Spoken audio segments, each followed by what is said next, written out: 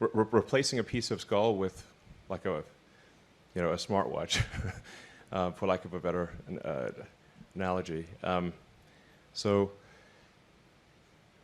you can see, you really can't, he looks pretty, he's normal.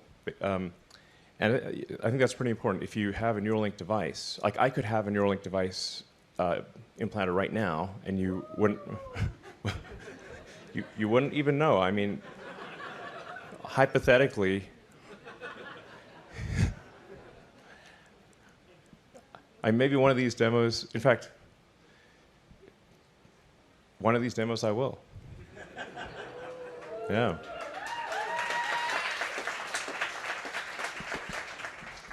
For February 24th, I think the narrative among our adversaries, and certainly even among some of our allies, and when I've talked to them, a lot of our business outside of America, was something like, well, you in America, you love liberty, you produce great films, but in fact the adversaries are as good as you are on military, and they're willing to do things you're not.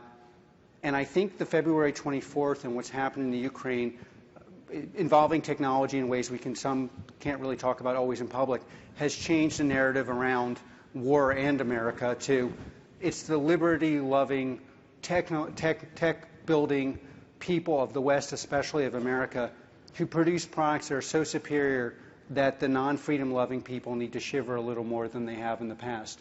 And this is crucial for the West and all of our allies who primarily love the freedoms and liberties we have, to show our adversaries that, in fact, we are superior at modern warfare, which I would define as tech-enhanced kinetic attack weapons. So software-enhanced. The fact that software is eating the world is horrifically important for businesses, most of our businesses in the private sector, but it's particularly advantageous for America because America is the best at building software. And the fact that we can build weapons, software-enhanced weapons, that really make our adversaries quiver, as Senator Graham said in a more articulate way than I could, that prevents war. And a lot of your questions are what should we ought to do, but in reality, American business has decoupled from China. Of a significant reset in our relationship with China, our economic relationship with China. We all recognize that. There are a number of factors driving that. And I really put this into three buckets, and then I focus on the last bucket. The three buckets are trade, sort of global trade implications. The second is operations, and you talked about Foxconn and the relationship on true operations for a company like Apple. And then the third is investing, and that is putting capital to work in China, particularly as the paradigmatic U.S. retail investor. And what does it mean? And around that, one of the real questions is governance and rights of shareholders. One of the great things that we have in America is that the retail investor sits side by side with the most sophisticated investors in our public markets getting the same deal.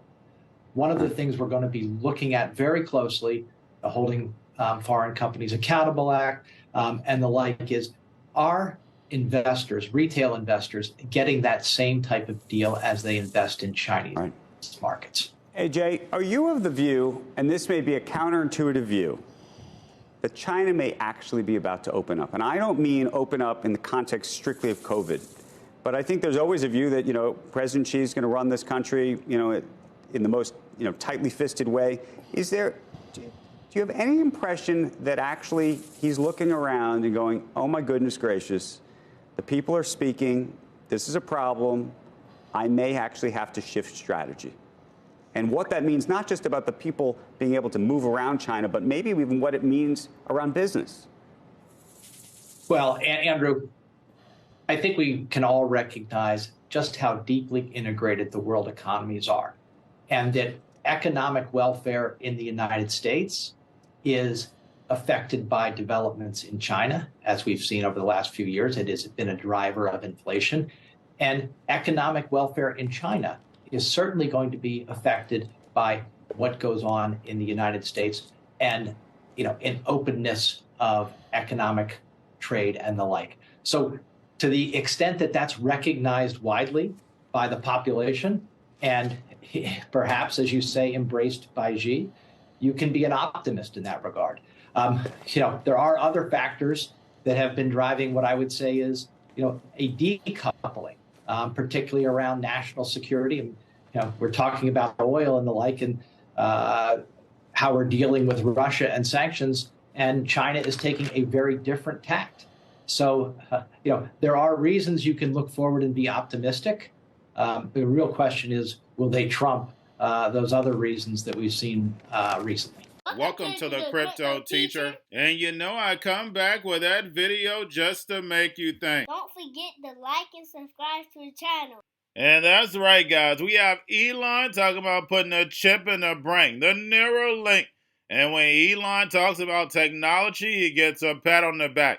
He gets an applause. But we know everything that Elon is working on is for the fourth industrial revolution.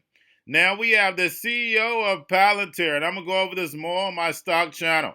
But guys, he talks about the decoupling of China and the new software weapons for war. And guys, we know war is no longer going to be physical anymore. We know this for a fact, and you're talking about kinetic weapons. And he looks like an evil scientist. And we know Palantir is almost totally funded by the government. And then we have Jay Clayton also talking about the decoupling of China. And guys, we know all these lockdowns are nothing but experiments for the fourth industrial revolution. They're about to open up. All these people in poverty are about to come into the middle class. And guys, they'll be able to do it overnight. Why? Because of the digital currencies. The Brics nations, the emerging markets, will be able to airdrop free money. But we know this free money comes with a price. But if you're in the emerging markets, you don't see it as clear as we do. Don't get me wrong, there's a lot of people in the United States and the West that are asleep. But we know when we're being set up for the most part, even if you're not conscious. But guys, with the Brics nations, remember, they're in poverty. And now they're going to be able to get free money, where they're going to be told what, where, and when and how to buy. And you have 3 to 6 months to spend it, or poof, it's gone. And that's the power of programmable money and blockchain. And we know blockchain gives the NWO the all-seeing eye. And we know the U.S. is the last place for freedom. And if you have my NWO book, you know all about the GMO seeds and what happened to the farmers in the emerging markets. Guys, if you allow someone to feed you, they're going to starve you. And we know history proves that.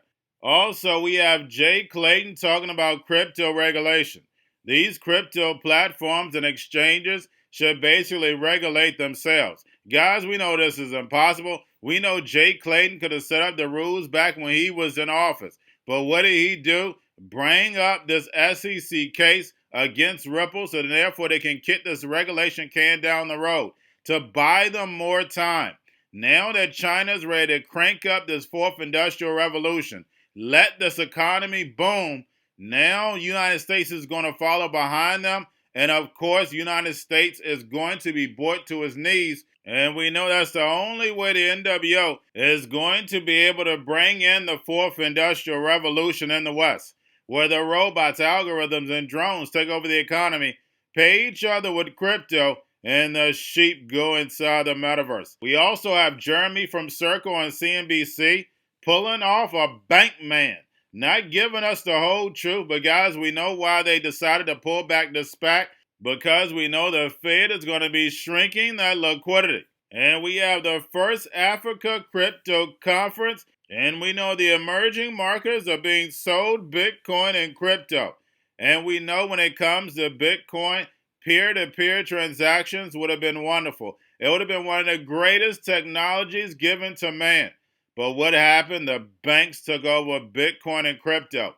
Of course, in the African conference, they're not going to tell them that. The bank is still the middleman. And in the emerging markets, they want to bank the unbanked. Enslave the unslaved. That's what it should say.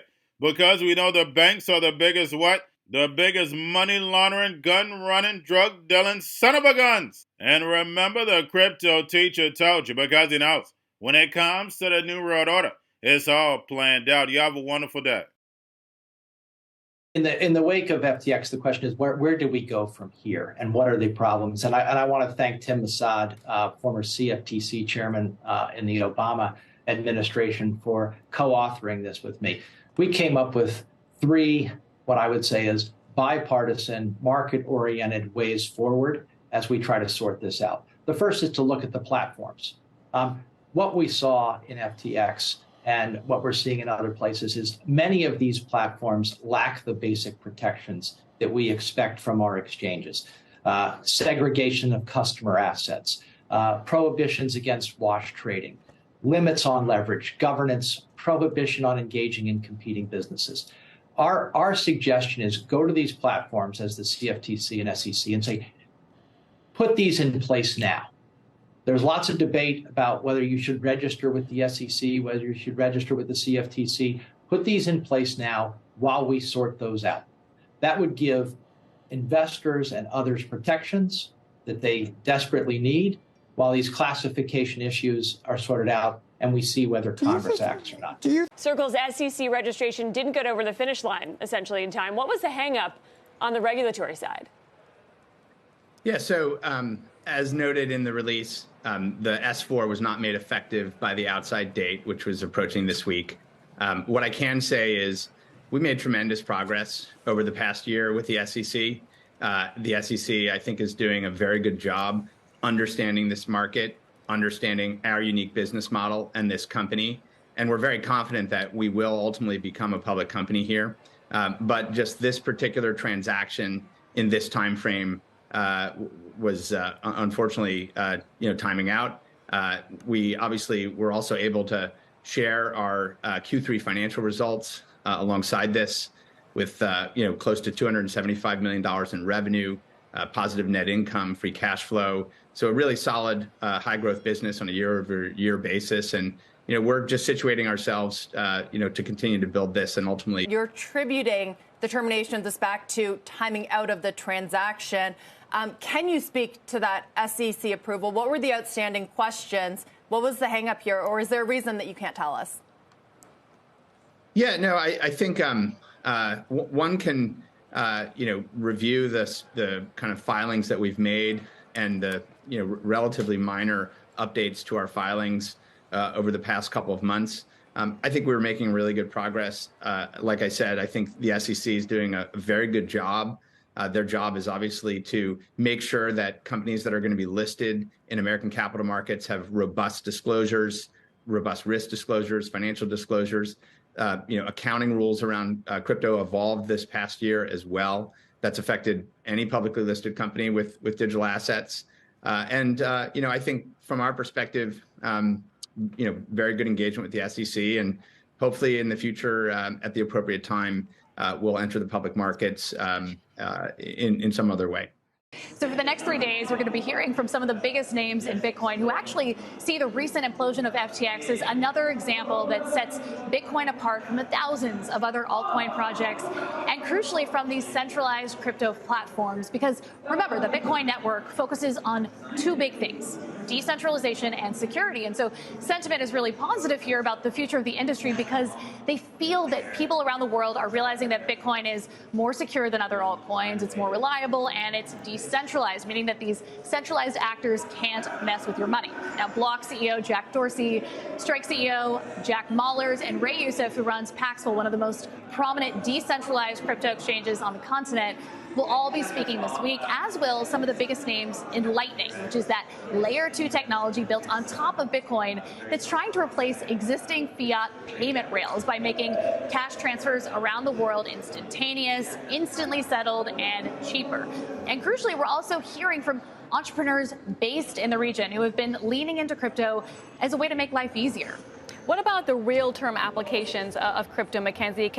Are the people down there saying that it could actually make things better or easier than fiat cash?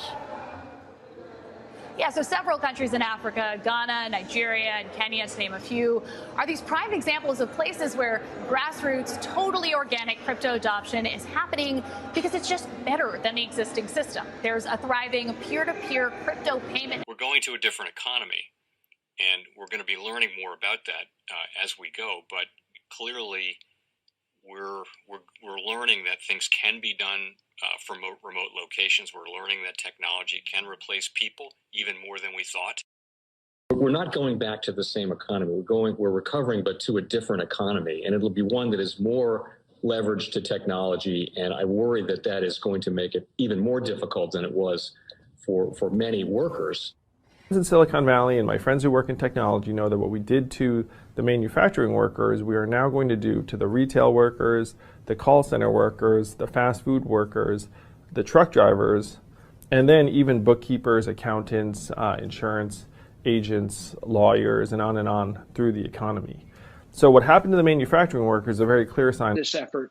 And China has big plans for this. They intend to seed their digital yuan into the global environment by giving it away to visitors at next winter's Olympics. When they arrive at the airport, they're going to get yuan digital wallets. They're going to receive digital yuan. They're going to use it throughout their visits to Beijing, and then they're going to take it back to their home countries. They see this as a huge advantage. Why? Because who controls the underlying protocols, who controls the underlying standards of the future of money will control the future of money.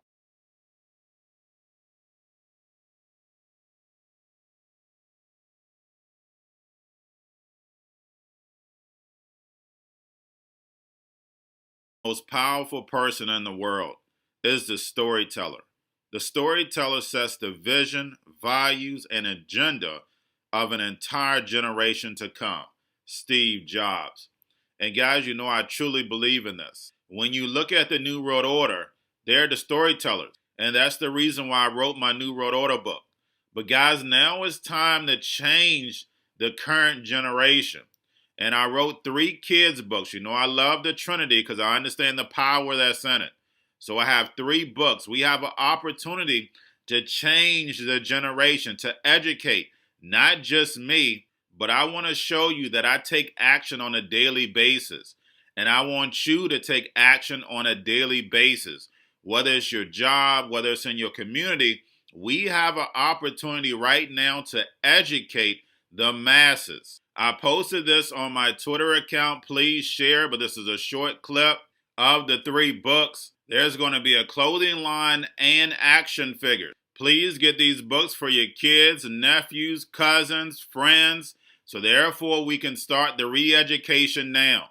Because as we see, the 4th Industrial Revolution foundation is definitely here. Robots, algorithms, drones, taking humanity out the picture. We have to re-educate. But let's get into the video. Part 1. King Joshua and Grandma Tam save the village. Part 2. King Joshua and Grandma Tam save New York from COVID-33. Part 3. King Joshua and Grandma Tam goes to China. It's mandatory to get part 1, part 2, and part 3 of this series. It's time to re-educate Generation Z.